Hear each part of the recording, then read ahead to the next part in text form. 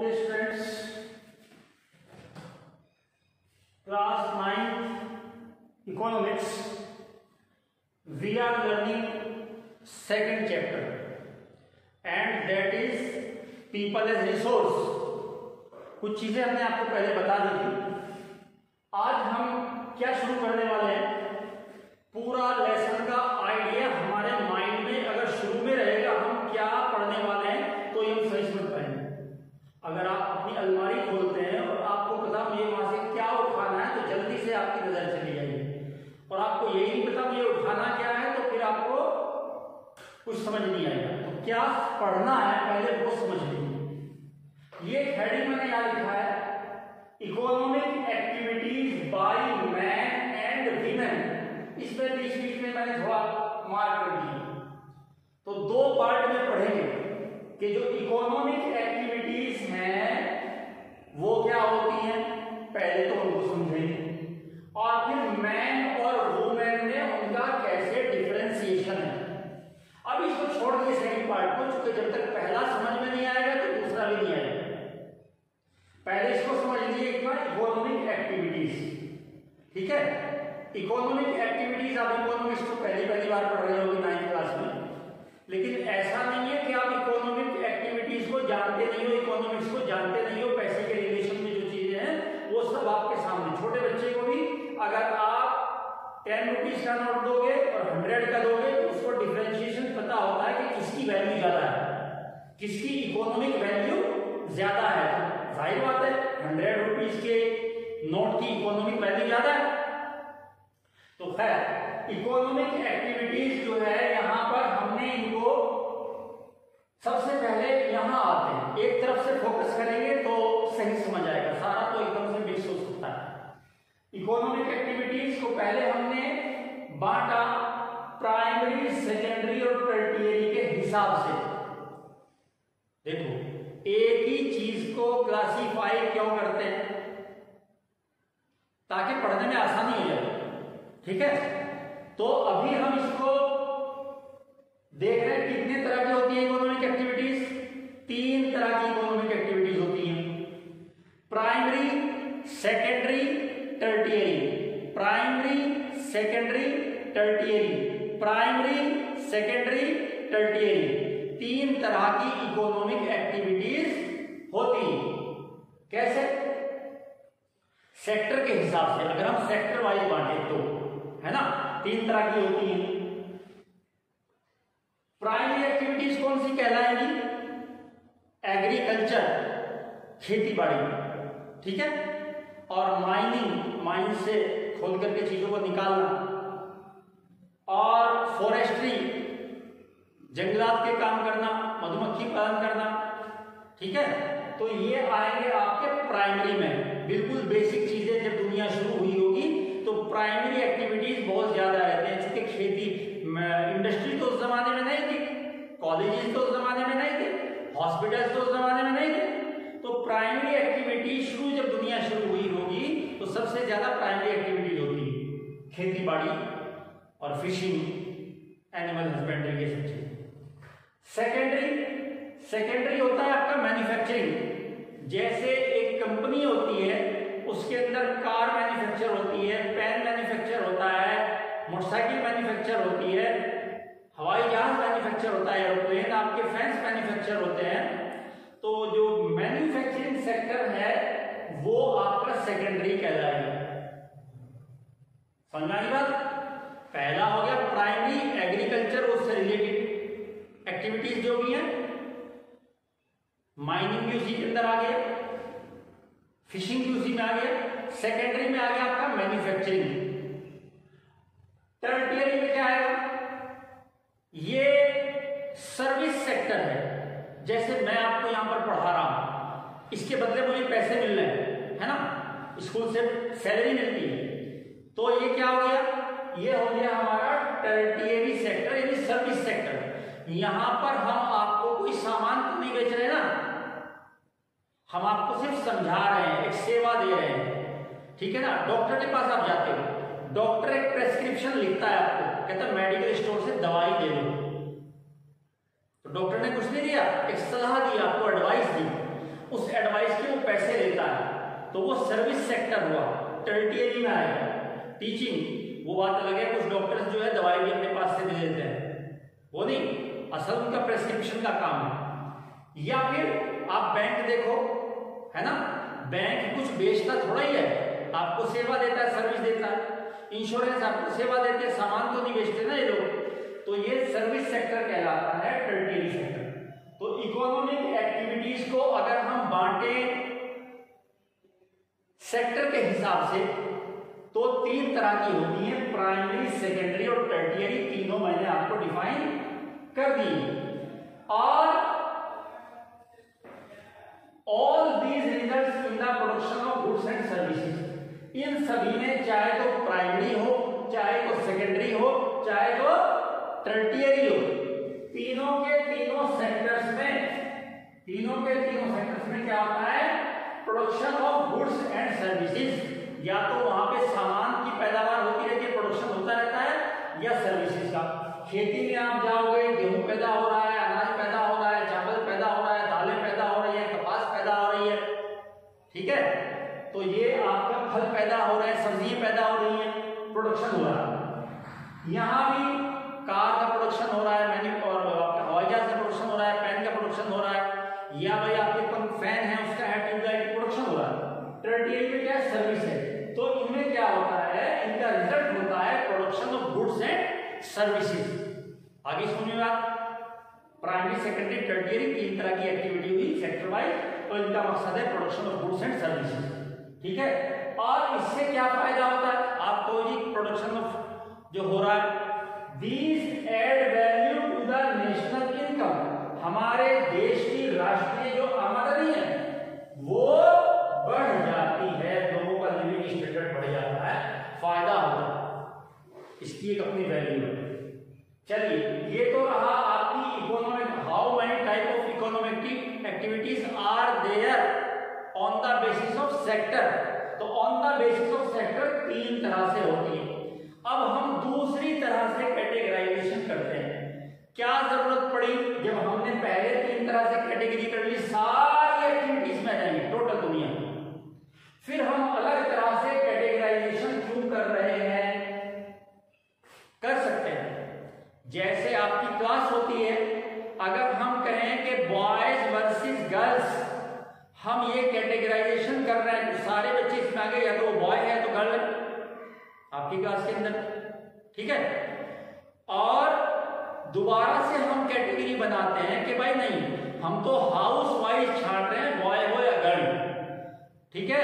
आपका blue house में कौन है, रेड हाउस में कौन है, ग्रीन हाउस में कौन है, येलो हाउस में कौन है। तो फिर ये 4 कैटेगरी हो गई आपकी, पहले 2 ही कैटेगरी थी। तो किस हिसाब से कैटेगरी बना रहे हैं, उस हिसाब से उसका, तो इसी तरह क्लास का और तरह से भी हम क्लासिफिकेशन कर सकते हैं। भाई कितने बच्चे जो हैं वो एवरेज हैं, कितने बिलो एवरेज हैं, और कितने जो है ना वो इंटेलिजेंट है, बहुत ज्यादा मार्क्स गेन करते हैं। तो 3 कैटेगरी होगी। कैटेगरी बनाने का तरीका अलग अलग है। तो यहाँ पर हमने 2 तरह से क्लासिफिकेशन किया है। एक बार तो सेक्टर वाइज किया है, तो हुआ 3, प्राइमरी, सेकेंडरी और टर्टियरी।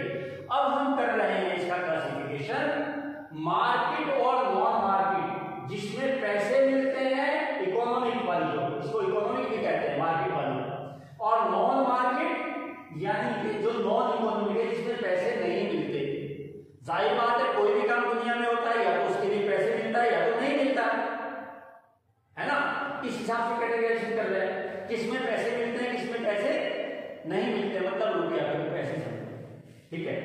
तो अब आप देखो कि जेंट्स को, मैन घर के बाहर काम करता है, खेतों पर काम करता है, स्कूल में काम करता है, कंपनी में काम करता है, उसको पैसे मिलते हैं, है ना।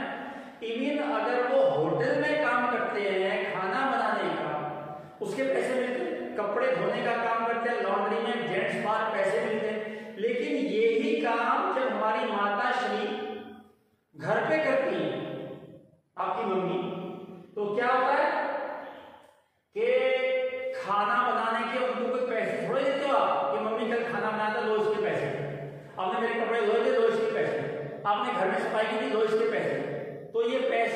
वहां पर नहीं मिलते हैं, जिस चीज के पैसे नहीं मिल रहे हैं, उस वक्त वो नॉन मार्केट एक्टिविटी कहलाएगी।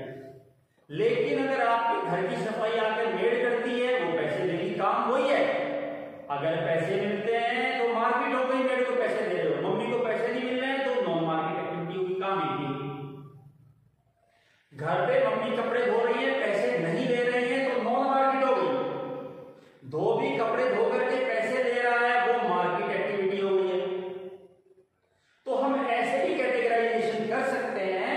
वो पूछ लेगा कि how we can divide economic activities by on the basis of economic and non economic.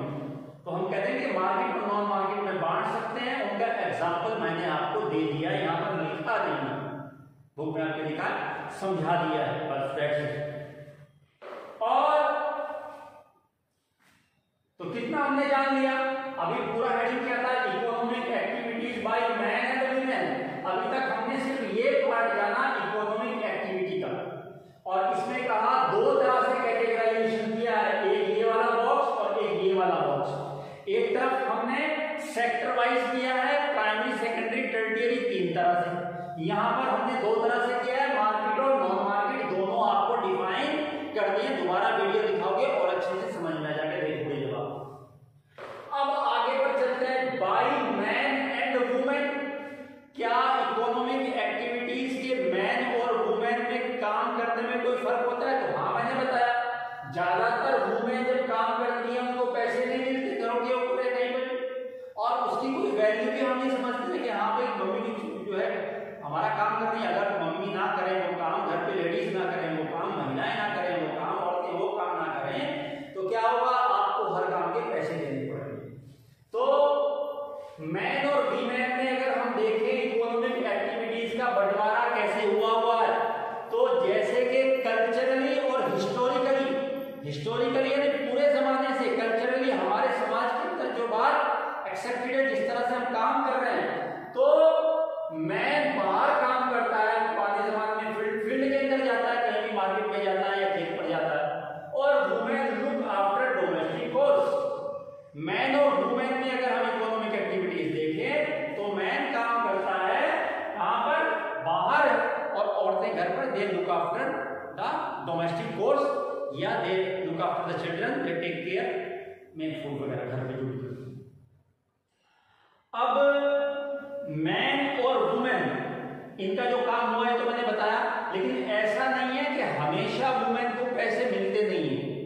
अगर वुमेन बाहर जॉब करने जाती हैं, चाहे वो एजुकेशन में हो, एडमिनिस्ट्रेशन में हो, आईटी सेक्टर में हो, कहीं पर भी हो, उनको भी पैसे मिलते हैं, है ना? तो तब वो मार्केट एक्टिविटी हो जाएगी वुमेन में। वुमेन जो काम करते हैं वो उनका काम भी इकोनॉमिक एक्टिविटी हो जाएगा, है ना? तो आखिर ये फर्क क्यों आया मैन और वुमेन में? जो ये क्या डिफरेंशिएशन है, या जो आमदनी होती है इनकी, इसमें क्या फर्क है? अक्सर वुमेन्स को क्या होता है कि उनको कम सैलरी दी जाती है। आप खेत पर ही देखो, खेत का मजदूर खेत पर काम करता है तो वो 300 रुपया, 400 रुपया, 350 रुपये लेता है। वुमेन को उसी काम के 150 रुपीज या 200 रुपीज मिलते हैं खेत पर काम करने के। कई बार धान की रोपाई करते हैं, कुछ दिन पहले धान की रोपाई तो ऐसे झुक करके करती है, आदमी कर भी नहीं सकता, पर उनकी जो है वो उनको कम पैसे मिलते हैं वुमेन्स को, ये अक्सर हमें देखने में आया है। और उनके जॉब की सिक्योरिटी भी कम होती है, और लीगल प्रोटेक्शन कम है। कानून पूरे तरीके से ऐसे नहीं है आज भी कि जो वुमेन को पूरे तरीके से प्रोटेक्शन दे सके। आज भी हम देखते हैं जब वुमेन्स बाहर काम करने जाती हैं तो उनको हरेसमेंट का सामना करना पड़ सकता है, ऐसा होता है, ठीक है ना? हालांकि कुछ सेक्टर ऐसे हैं जो वुमेन्स के लिए काफी सेफ हैं, काफी अच्छे हैं। I will discuss that later on. तो क्या कह रहे हैं कि लोग खेत पर जा रहे हैं या कहीं पर जा रहे हैं तो उन्हें पैसा कम मिलता है, जॉब की सिक्योरिटी कम है, लीगल यानी कानूनी प्रोटेक्शन कम है, matter lack of basic facilities. जो बेसिक बुनियादी जरूरतें हैं, बुनियादी फैसिलिटीज हैं, बेसिक फैसिलिटीज हैं, उनमें कमी होती है। कैसे? जैसे उनको जरूरत पड़ती है मैटरनिटी लीव की, यानी जब वुमेन को मान लीजिए बेटा पैदा हुआ, बेटी पैदा हुई, उस वक्त उनको उन दिनों में या उससे कुछ दिन पहले या उसके कुछ दिन पहले उस टाइम उनको छुट्टी की जरूरत पड़ती है। तो कई बार कंपनियां मैटरनिटी लीव नहीं देती हैं, तो इसलिए वो जेंट्स को प्रीफर करती हैं कि इनको मैटरनिटी लीव देनी पड़ेगी, या कह देंगे चलो ये आपका जॉब खत्म हो गया, फिर देखेंगे आगे जब कुछ होगा। और चाइल्ड केयर जो है, बच्चा जब पैदा होता है तो मम्मी को साल 2 साल 6 महीना तो बहुत ज्यादा देखभाल करनी पड़ती है, 6 मंथ तो एटलीस्ट।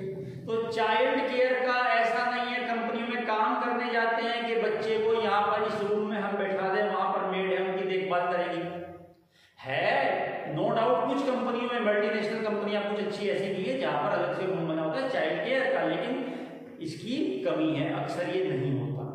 तो इस तरह से मैन और वुमेन के काम में जो फर्क है, आपने देख लिया कि मैन को पैसे भी ज्यादा मिलते हैं, सिक्योरिटी भी ज्यादा है और फैसिलिटीज भी उसके लिए ज्यादा है, लेकिन वुमेन के लिए थोड़ा फैसिलिटीज कम है। ये मैन और वुमेन के हिसाब से हमने डिवीजन किया है।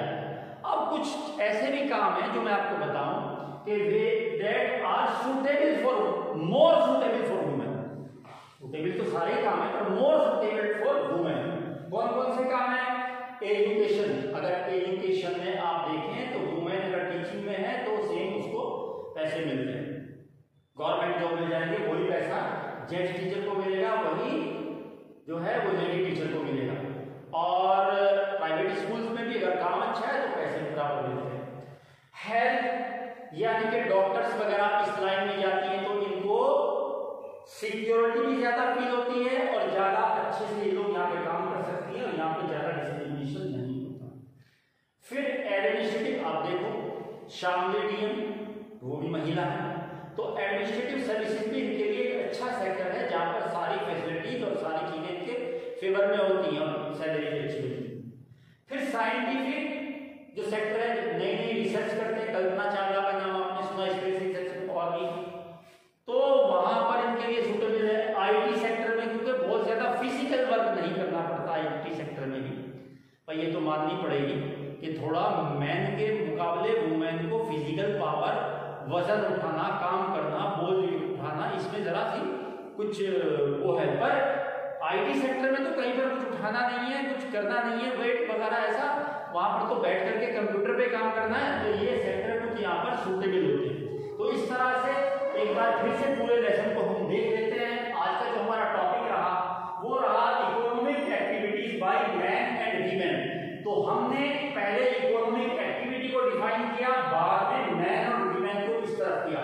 तो इकोनॉमिक एक्टिविटी को हम दो तरह से बांट सकते हैं, या तो सेक्टर के हिसाब से या तो मार्केट और नॉन मार्केट के हिसाब से। अगर सेक्टर के हिसाब से बांटे, है ना, ये नंबर 1 और ये नंबर 2, सेक्टर के हिसाब से बांटे तो प्राइमरी, सेकेंडरी और टर्टियरी सेक्टर होते हैं। और अगर हम बांटे मार्केट और नॉन मार्केट के इकोनॉमिक एक्टिविटीज के हिसाब से, यानी जो इकोनॉमिक और नॉन इकोनॉमिक हिसाब से, तो मार्केट और नॉन मार्केट दो तरह की होती है। ये तीनों मैंने आपको डिफाइन कर दिया। प्राइमरी में एग्रीकल्चर है, माइनिंग है, फॉरेस्ट्री है, फिशिंग एटसेट्रा है। सेकेंडरी में मैन्युफैक्चरिंग होती है, जो यहाँ पर कोई सामान बनता है। टर्टियरी में सर्विस सेक्टर है, आपका मेडिकल है, एजुकेशन है, बैंकिंग है, इंश्योरेंस है, वगैरह वगैरह सामान नहीं होती यहाँ, ठीक है। और बाय मैन और वीमेन में आपको बता दिया है कि मैन को हिस्टोरिकली और कल्चरली बाहर जाके काम करते हैं, वुमेन घरों पर अक्सर काम करती हैं, लेकिन अब इसमें चेंज आ रहा है। तो ये सब बातें जो मैंने आपको बताई कि वुमेन के लिए क्या थोड़ा सा फर्क है काम करने में, उनको सिक्योरिटी कम है, मैटरनिटी लीव कम है, कम तनख्वाह मिलती है, और जो सेक्टर उनके लिए अच्छे हैं वो भी बता दिए। इसका एक मेजर फैक्टर भी आपको वही क्या कारण है, एक कारण ये भी है कि एजुकेशन और स्किल ये कमाने के लिए ज्यादा इंपॉर्टेंट समझे जाते हैं। और आज भी आप अपनी क्लास में देखो, है ना, ज्यादातर क्लासेस में, किसी पर्टिकुलर क्लास की बात नहीं कर रहा हूं, तो या पूरे समाज में, सोसाइटी में लिटरेसी रेट आप उठा के देखो तो मैन के अंदर लिटरेसी रेट ज्यादा है। तो वुमेन को भी ज्यादा एजुकेशन हासिल करनी चाहिए ताकि उनकी भी अर्निंग पावर ज्यादा बनी रहे, ठीक है। और स्किल क्या होता है? स्किल होता है जैसे मान लीजिए डांसिंग है, एक स्किल है, वहां पे एजुकेशन तो नहीं उसको कह सकते। तो बहरहाल जितना ज्यादा वगैरह है ना, कोई मैकेनिक है वो उसका स्किल है, तो जितना भी ज्यादा एजुकेशन और स्किल होगा उतना ही ज्यादा उससे मार्केट एक्टिविटी होगी और पैसे की आमदनी होगी। तो आज के लिए सिर्फ इतना ही। आज का टॉपिक था economic activity by man and women. Okay, thanks, have a nice day.